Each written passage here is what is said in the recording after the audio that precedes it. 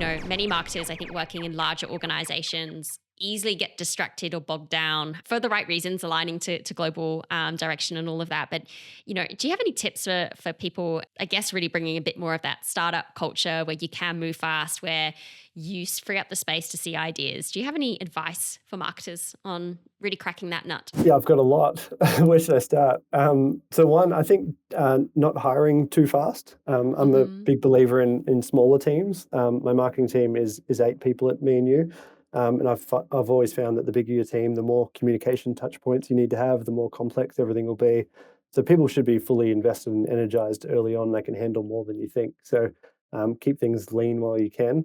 Related to that, when managing people, like handle the why of their role, not the what or the how. I always find that they'll figure out what to do. You hired them for a reason. Just be a sounding board and sort of help them get the crap out of the way for them. Deadlines are super important. Humans need deadlines. I think it's an underrated thing in all functions, but especially marketing. Helps you move a lot faster if you know when things are going to be delivered.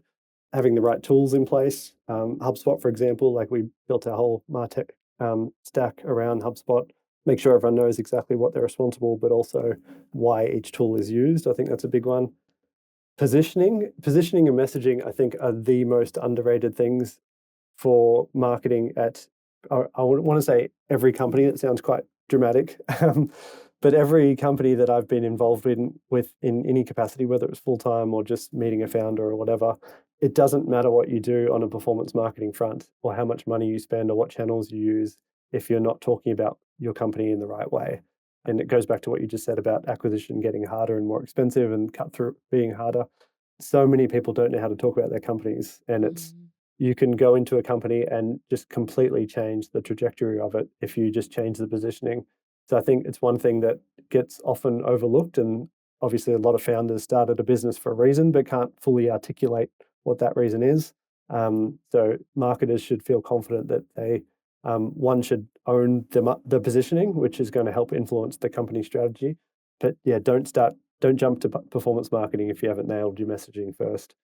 And then one more quick one, I think, just for probably B2B companies specifically.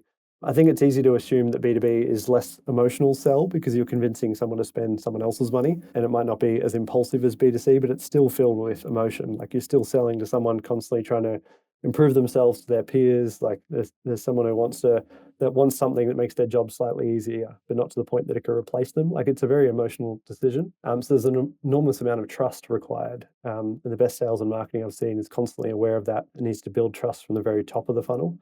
I'd say very specific about one B2B marketing point is to create that trust.